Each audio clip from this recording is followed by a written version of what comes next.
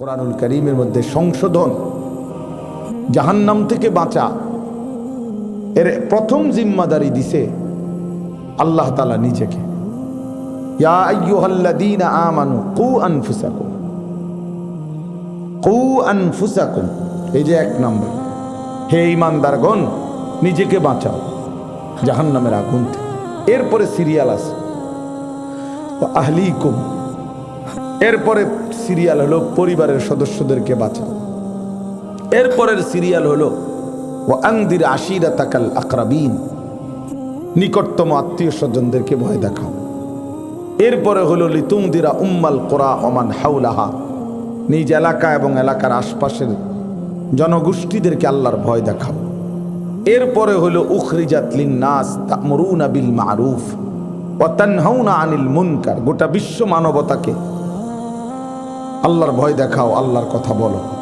কিন্তু এক নম্বরে কু আনফুসাকুম, ইয়া আইয়ুহাল্লাযীনা আমানু আলাইকুম আনফুসাকুম, হে ঈমানদারগণ আল্লাহ তাআলা বলছে তোমরা প্রত্যেকেই নিজেকে আঁকড়িয়ে ধরো, নিজের ঈমান, নিজের আমল, নিজের আখলাক, নিজের লেনদেন, নিজের আখিরাতের ফিকির শতভাগ করো, শতভাগ।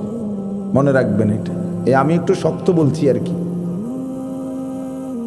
তাৎক্ষণিক হয়তো গায়ে লাগছে আর কি যে হুজুর আমার এভাবে কইল, কিন্তু বাস্তবতা হলো ইনসাফের সাথে ভাইবা দেখেন, ভাইবা দেখেন কলিজার মধ্যে দিন আসবে কোন দিন। মোবাইলে তো আসছে, মোবাইলে তো ওয়াজ আছেই, লাখ লাখ ওয়াজ আছে মোবাইলে, কোটি কোটি ওয়াজ আছে। দিলে আসবে কোন দিন, জিন্দেগিতে আসবে কোন দিন, নিজের হবে কোন দিন।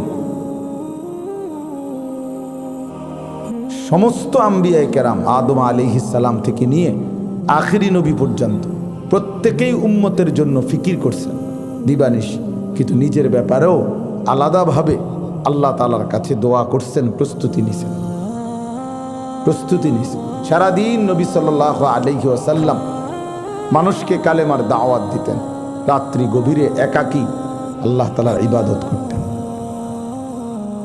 একাকী আবার জিকির তেলাওয়াত তাহাজ্জুদে লেগে থাকতেন। আমরা কিতাবে পড়ছি হযরত ওমর রাদিয়াল্লাহু তাআলা আনহু 10.5 বছর মুসলমানদের খলিফা ছিলেন, বাদশাহ, অর্ধ পৃথিবীর বাদশাহী করছেন। তিনি দিনের বেলাও লাগাতার কখনো ঘুমাইতেন না, এই 10.5 বছর রাত্রিবেলাও লাগাতার ঘুমাইতেন না, মাঝে মধ্যে সামান্য কিছু সময় বিশ্রাম করতেন অল্প স্বল্প, কিন্তু ঘুম যেটাকে বলে 4 ঘন্টা 5 ঘন্টা 6 ঘন্টা এরকম ঘুম তিনি রাতেও যাইতেন না, দিনেও যাইতেন না। 10.5 বছরে যখন খলিফা ছিলেন তো ওনাকে জিজ্ঞাসা করছে, আমিরুল মুমিনিন আপনি ঘুমান না কেন, রাতেও না দিনেও না? তখন তিনি বলতেন, উত্তর দিছেন, রাতে ঘুমাই না নিজের প্রয়োজনে, দিনে ঘুমাই না মানুষের প্রয়োজনে। দিনে ঘুমাইলে আমার প্রজা, আমার জনসাধারণের প্রয়োজন পূরণ করবে কে, শুনবে কে তাইলে? আর রাতে ঘুমাই না, রাতে যদি আমি ঘুমাই তো আমার আখেরাত সাজাবো কখন? আমার আখেরাত আমি সাজাবো কখন? আমার পরকাল আমি সাজাবো কখন? আমার কবর সাজাবো কখন?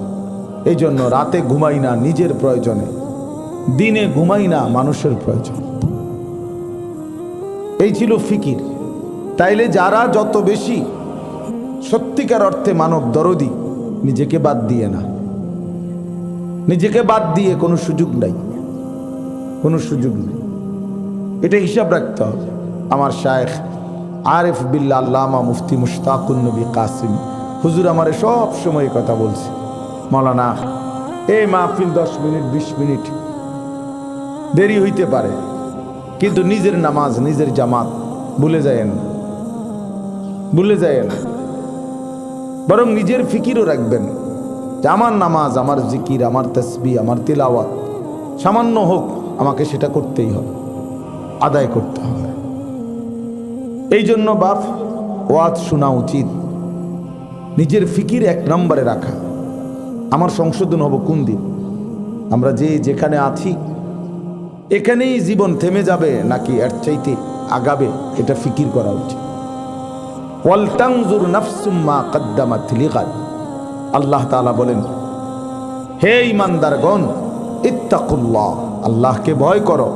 আর প্রত্যেকেই আলাদা আলাদা ভাবে, নাফসুন মানে প্রতিটা প্রাণ, প্রতিটা আত্মা, প্রতিটা জীবন আলাদা আলাদা করে লক্ষ্য করো, হিসেব করো, আজকের দুনিয়া থেকে আগামীকালকের আখিরাতের জন্য কি পাঠিয়েছ।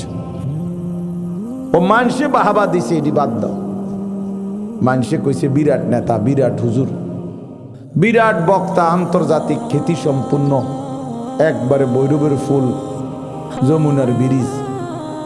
বুঝেন না কথা? এটি মানসিক তীর্থ।